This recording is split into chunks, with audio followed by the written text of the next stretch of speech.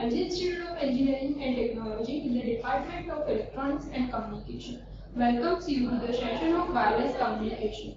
Today I am going to discuss about Unit 5, that is wireless systems, with topic GSM, means Global System for Mobile. So let's start the session. First of all, the features for GSM. So basically the GSM is second generation wireless communication standard that supports more number of subscribers compared to the first generation standard that is based on the analog communication. So GSM supports more number of users because it uses the digital communication. The second is rapid call setup as well as call forwarding will be possible with the use of GSM. The next is obviously it provides the more short message services as well as the encrypted conversation. So this encrypted conversation is possible with the use of the cipher key and the A3 and A8 algorithm that we will discuss in detail later on, that how GSM provides the security standards or coding techniques with this. So the main feature is encrypted conversation that can be possible with GSM. Next is about its smaller use of handsets. This obviously compared to the first generation mobile phone, the GSM phones are smaller in size. That is the biggest advantage of using the GSM standard. Next one is international roaming capability. By using the GSM or various registers, it can be offered like HLR, home location register, digital location register. So by using the digital location register, it offers the international roaming capability.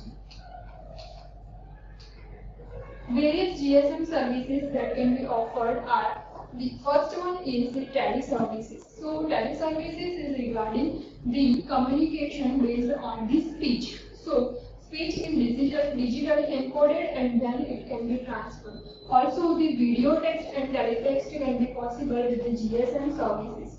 So this is the first type of services that can be offered by the global system of mobile. The second one is the data services. With this, it is limited to the first three layers of OSI model, like for the physical layer, the data link layer, and then with the network layer. This type of data services can be offered. It can also transmit and receive with the data rate of 9600 kbps. So with this, it offers the more number of data rate, that is previously to 400 bps. So it can be enhanced up to the 9.6 kbps with GSM services. The third type of services that can be offered by GSM is supplementary ISDN. With supplementary ISDN, the all services are regarding the call services. So these call services are the call diversion, then call forwarding, then we can say that call restriction can also be possible with it, and short message services. So these all are called as a supplementary ISDN services: call diversion, call forwarding, call restriction, and short message services. So these three basic type of services can be possible with GSM, like teleservices, services, and the third one is supplementary ISDN services. The next is GSM architecture. This is one of the important questions for the exam, that global system for mobile uses the architecture that are divided into the three basic partitions. So let's see first the architecture. So here the first part is MS. MS means mobile station. Then the second part is base station subsystem, means BSS. Here you can see that it can be divided into two categories: BTS and BSC. BTS means base transceiver system and BSC means base station controller. The third part of the system is mobile switching center. Mobile switching center you can be also known as the network subsystem. By network subsystem is again divided into the two categories. In which first part is MSC, means mobile switching center. It has the various registers like home location register, digital location register, and authentication center. There is also another subsystem of it, that is OSS, operation support subsystem. So this is the architecture of GSM. We will discuss the detail about each one of this. Here you can note that there is one term present, there is PSTN, means public switch telephone network. There will be some interference in between each layer. You can note that there is interference, air interference and air interference. So according to the mobile station and base subsystem, this interference can also be changed. So let's see about it in detail. The first subsystem, this is the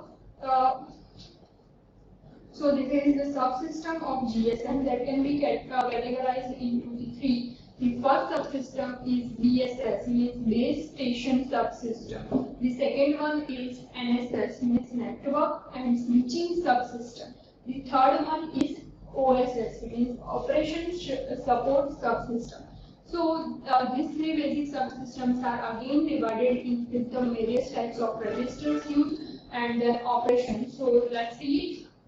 The first one is the base station subsystem. It can be classified into the two major categories. First one is BTS, means base transceiver system, and the second one is base station controller, means BSC. Now let's see the functions of which, means what is the function of the BTS as well as the BSC. So first, the BTS means base transceiver. As you see that the name, the transceiver, means it can transmit and receive simultaneously. So it offers the various functions like the handling the link layer protocol.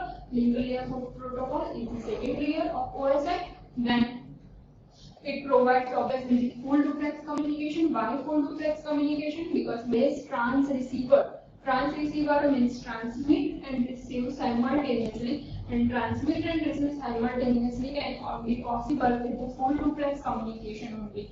So it provides the full duplex communication. Also, the third function that can be supported by base transceiver system is interleaving, and interleaving means it can convert the random error into the burst form and burst error into the random form. So this is the three functions of base transceiver system. Also, the base station controller provides the various functions that are to control the base transceiver system, then radio resource management, means which type of link can be used, how it can be transmitted from the transmitter and the receiver, and which type of channel can be used. So this all are included into the radio resource management system. The third one is handoff management and control, means which type of handoff can be used, whether it is a break before make type of handoff, or either it can be a make before break type of handoff, means whether it is a hard handoff or soft handoff, that can be decided by the controller, that is called as a base station controller. So this is the first subsystem for this GSM architecture, base station subsystem. The next one is NSS, means network support subsystem. Network support subsystem offers the three types of registers, and the first one is HLR. HLR means home location register. Home location register has a unique INEI number, means each user has a unique INSI number. For visitor purpose or for the roaming purpose, the another register that is called as a temporary database. If we talk about the database, then for each user there is a unique database, or we can say that it is one type of permanent database that is called as a home location register. If we talk about the temporary database, then it is called as a visitor location register. Then the third feature that can be provided by the GSM is AUC. Full form is Authentication Center, and it is one type of protected database. So all the security purpose, all the cipher keys, algorithms are associated with the AUC, that is Authentication Center. Now let's see various functions that are provided by the network support subsystem. Its first function is switching of calls between the external network. Means you can switch the calls from the network subsystem and base subsystem. Then the main part of the network subsystem is MSC, means Mobile Switching Center. Mobile Switching Center provides the function of call setup, supervision and releasing. These are all only associated with the call diversion, also the digital collection and the translation is also possible with it, and collection of billing information can also be done with it. Even this billing information is also associated with the home location register by the accounting information. So all the call related information, either we talk about the call forwarding, call blocking, or call handling. So this can be done by the mobile switching center. Even you can remove the echoes and noise at the end of the mobile switching center. Resource management means which type of link or channel can be used during the call, or if user change from one base station to another base station, then which channel can be provided, that can be decided by the mobile switching center. The next is home location register. Home location register, as we already talked, that home location register is one type of permanent database. It accesses the roaming as well as routing capability, but mainly the roaming capability will be decided by the visitor location register, that is the temporary database. Mainly the administrative type information means we can say that the current location of mobile station is for one particular user, its current location of mobile station will be stored in the home location register. Also, it has the unique IMEI number, and the dynamic database is based on the location information. Now, the location information means if user does not change its location of one fixed location radius, then it is stored in the home location register. Likewise, if we stay in the Gujarat and if we move to the Maharashtra, then this information will be carried forwarded to the particular user's visitor location register. Up to this, it is connected with only the home location register. So it is basically the location-based information. Permanent database contains the restriction and the billing information. So that's it for HLR. So this can be asked here as a 1 marker for the home location register function and its features. The next register is visitor location register, that is called as a temporary database. For this, the ISI number and customer information, mainly this location, this register is used when handoff occurs. When handoff occurs means when user move from one base station to another base station. At that time, this register is modified and or updated. Then it includes the currently activated features. Means whenever user moves from one base station to another base station, its location information will be transferred to visitor location register. IMEI number is also there, and a copy of subscriber data means whatever data stored in the particular home location register that can be carried forwarded to the visitor location register. HLR address is also there, and directory or number of the router calls means whatever the calls that are forwarded to HLR that can again be given to the visitor location register. Next database that can be used is authentication center. It is one type of protected database. It contains the various keys, means it is associated with the security features. So RAND key, random key, SRES means signed response, and KC means cipher key. These all are associated with the GSM security. So this is also one question that can be asked for the power 6 marks. That talk about the GSM security. We will discuss in detail about this authentication keys of GSM. There is also one register that is used for the security purpose, Equipment Identity Register, that is called as EIR. It contains the phone numbers of fraud calls so that user can be aware of that. It also creates the list. Now this type of list contains the IMEI number and it can convert them into either the white list, grey list and black list. So let's see which type of list can be created by it.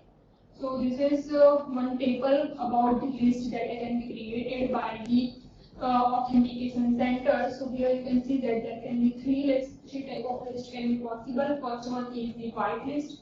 Then in case of white list, all the valid IMEI number is International Mobile Equipment Identity. All the valid IMEI number are associated with it, and it has the valid mobile equipment.